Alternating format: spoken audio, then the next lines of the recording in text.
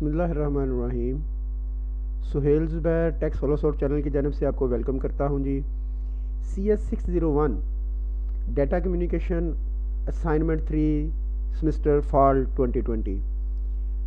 कुछ मैं बिज़ी था तो बहुत सारे स्टूडेंट्स जो हैं आप लोगों के मुझे मैसेज आए थे वीडियो के ऊपर, क्योंकि कोई वीडियो कहते थे कि प्रॉब्लम है तो आप वीडियो बनाएं, तो इसलिए ये मैं टाइम निकाला है। मैंने इंशाल्लाह बिल्कुल परफेक्ट सोल्यूशन है और ये मैं एविडेंस के साथ देने वाला हूँ।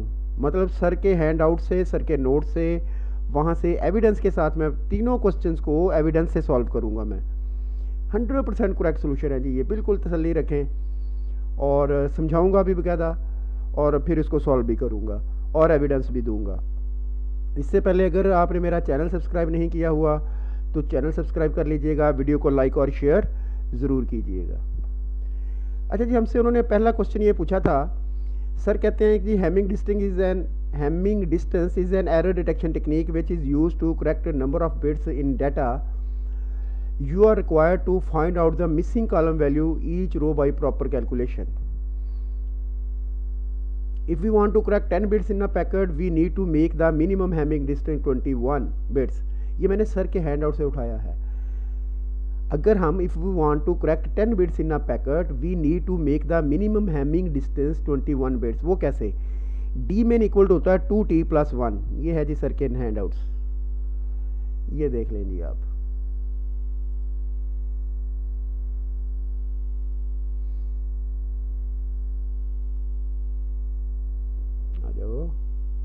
ये देखिए जी, D में इक्वल टू 2t + 1। 10 बिट्स है तो 2 × 10 + 1 क्या हो जाएगा जी? 21 हो जाएगा। ओके हो गया जी। तो ये देख लें जी आप।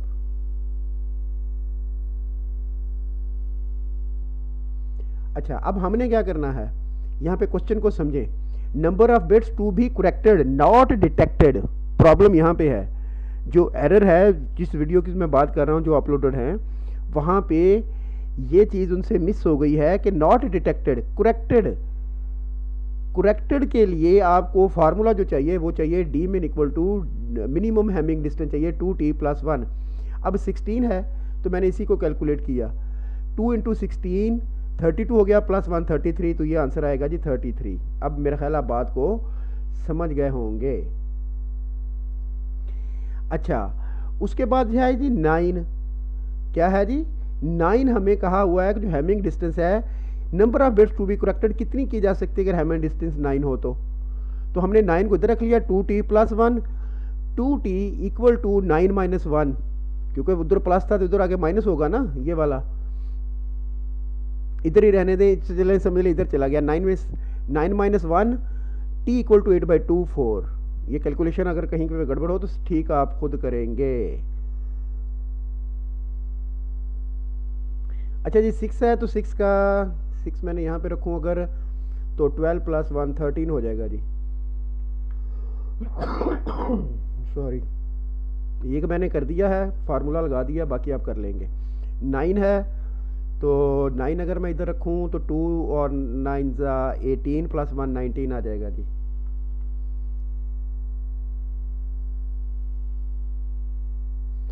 $17 है, अब इसकी जगह पे हमने 17 रखना है।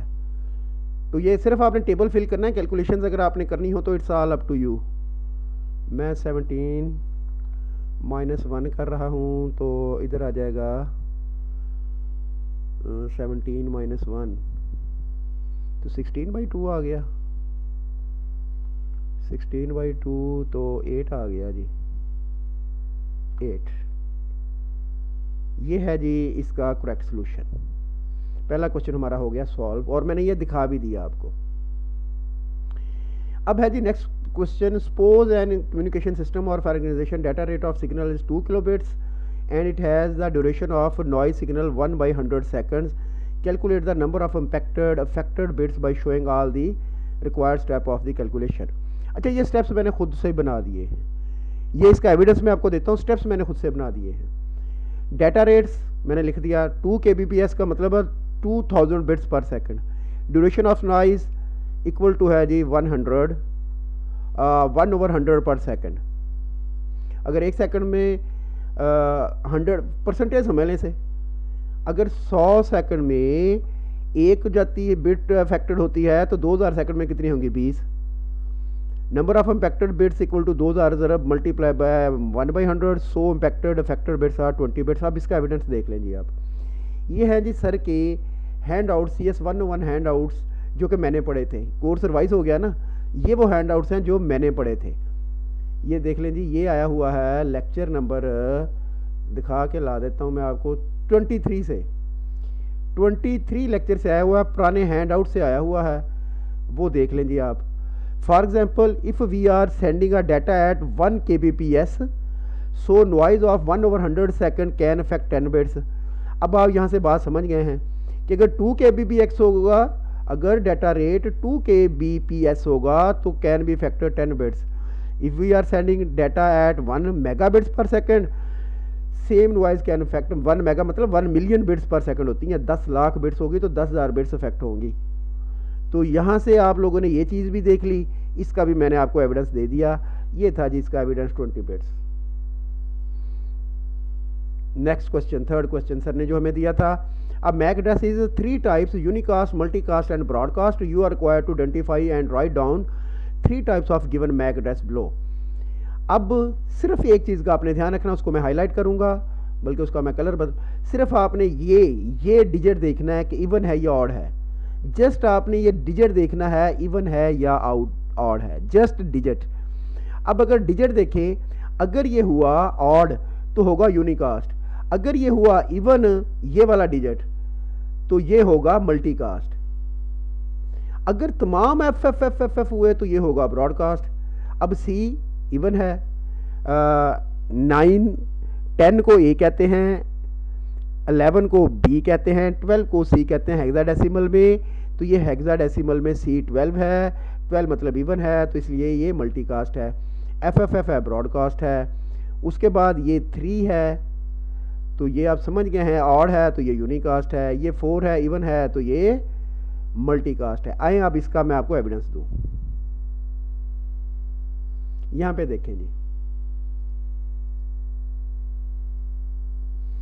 अ यूनिकास्ट लिंक, यहां पे गौर करने की बात है जी। A unicast link layer address in the most common LAN ethernet are 48 bits, 6 bytes that are represented as 12 hexadecimal digits separated by colon. For example, the following link layer address of a computer अगर computer का address है तो जाहिर सी बात है unicast है। The second digit need to be an odd number, this one, अगर ऑड है तो यूनिकास्ट है। ओके हो गया जी। अब आगे चलते हैं, यहाँ से मैं बता देता हूँ मल्टीकास्ट की बात हो रही है, तो अगर need to be an even number in hexadecimal the following show multicast address, अगर यहाँ पे इवन नंबर है तो ये मल्टीकास्ट है, अगर तमाम के तमाम F हैं तो ये ब्रॉडकास्ट है। चलें जी, मैंने तीनों आपको क्वेश्चन का सलूशन दे दिया है और वो विद एविडेंस दिया है। उम्मीद करता हूँ वीडियो पसंद भी आएगी, आप लाइक और शेयर भी करेंगे। चैनल सब्सक्राइब नहीं किया हुआ तो चैनल भी सब्सक्राइब करेंगे।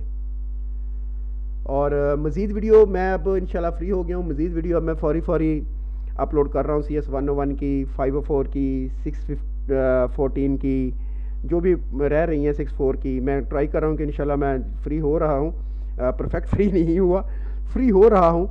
तो मैं जैसे जैसे टाइम मिलता जा रहा है मुझे, तो मैं वैसे वैसे इंशाल्लाह वीडियो अपलोड करता जाऊँगा। थैंक यू वेरी मच जी, दुआओं में याद रखिएगा। अल्लाह हाफिज़।